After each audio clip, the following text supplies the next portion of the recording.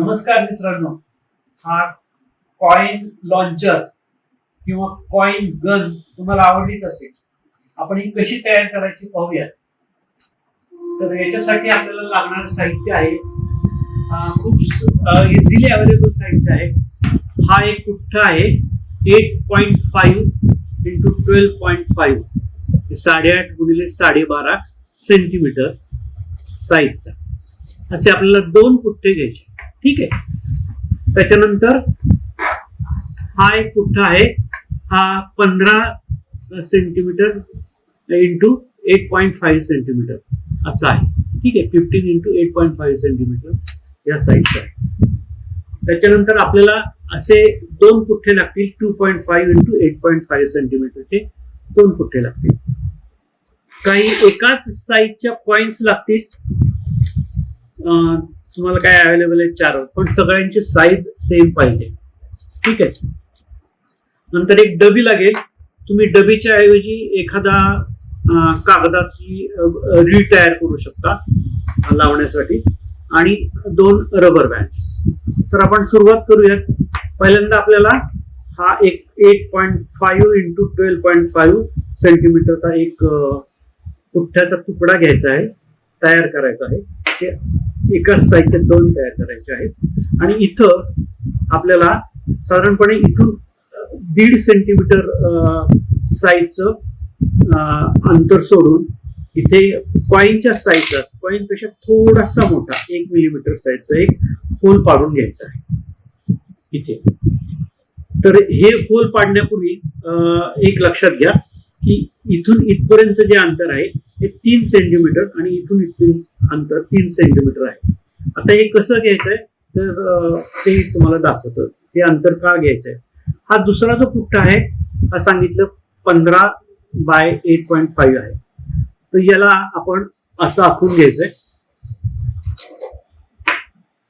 या बाजूला 3 सेंटीमीटर, या बाजूला 3 सेंटीमीटर, आणि ही जी लांबी आहे 2.5 सेंटीमीटर असं आधी आखून घ्यायचं आहे. हा टी आहे, आणि हा आखल्यानंतर हा टी आपल्याला असा कट करून घ्यायचा आहे.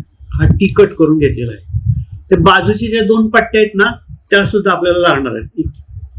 बघा, हा मी कट केल्यानंतर कसा दिसला ते दाखवतोय. बघा, हा पूर्ण पुठ्ठा आहे आणि कट केल्यानंतर टी झाला आणि या 2 पट्ट्या झाल्या. ठीक आहे.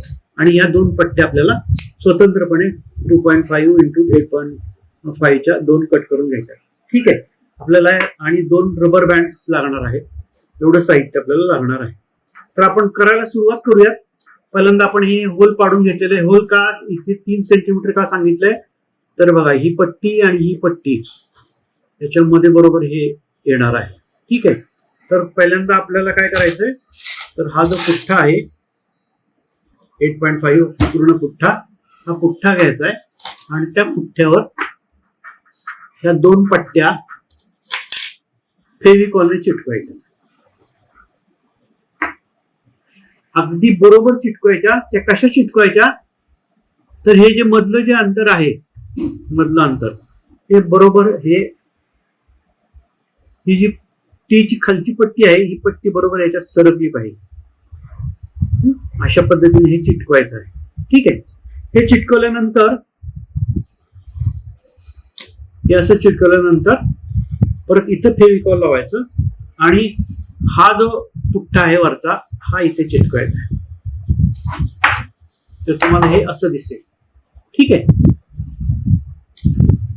त्याच्यानंतर हे चिटकवल्यानंतर हा जो टी आहे हा ह्याच्यात सरळ जायला पाहिजे, एवढं लक्षात ठेवा. असं इथे सरळ आत गेला पाहिजे. ठीक आहे. आणि त्याच्यानंतर आपल्याला ही जी डबी आहे, डबीचं वरचं झाकण काढून टाकायचं आणि खालचा हाही भाग काढून टाकायचा आणि इथे आपल्याला चिटकवायचा आहे. हा आपण ग्लू गननी चिटकवू शकतो. तर तुम्ही कागदाचा एखादी रीळ तयार केलं याच साईजचं, तर तुम्ही ते रीळ याच्यावर सहजपणे फेविकॉलने चिटकवू शकता. तर तयार झालेलं जे आहे ते तुम्हाला इथे दाखवतोय. हा बघा. आणि वर मग नंतर आपल्याला हे रबर बँड लावायचे. ते कसे लावायचे सांगतो तुम्हाला. हा आतला भाग आहे.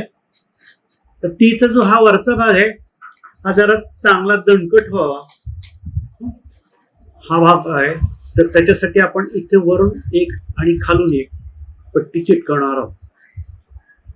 म्हणजे हा भाग चांगला दणकट होतो, हा सुटत नाही ओढताना आणि हे करताना खेचताना. तर आता नंतर काय करायचं, याला हे रबर लावायचे आपल्याला इथे.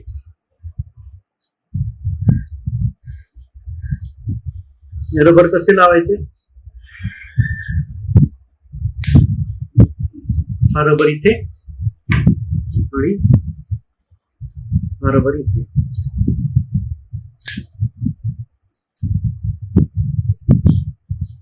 झालं. आता ज्यावेळेस आपण हे रबर असं खेचतो त्यावेळेस हे पुढे ढकललं जातं आणि आपटतं ते. तर ही जी नाणी आहेत ही नाणी आपण याच्यात टाकायची आहेत.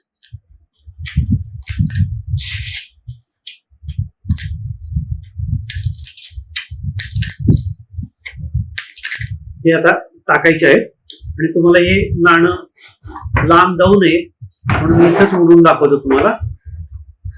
हे सरळ असं ओढायचं आणि हे नाणं इकडे. तर असं एक खूप छान कॉइन लॉन्चर किंवा कॉइन गन तयार करता येते. पण मित्रांनो, हे साधं खेळणं तुम्हाला जरी वाटत असलं तरी याच्या पाठीमागं हे खूप छान असं वैज्ञानिक तत्व आहे.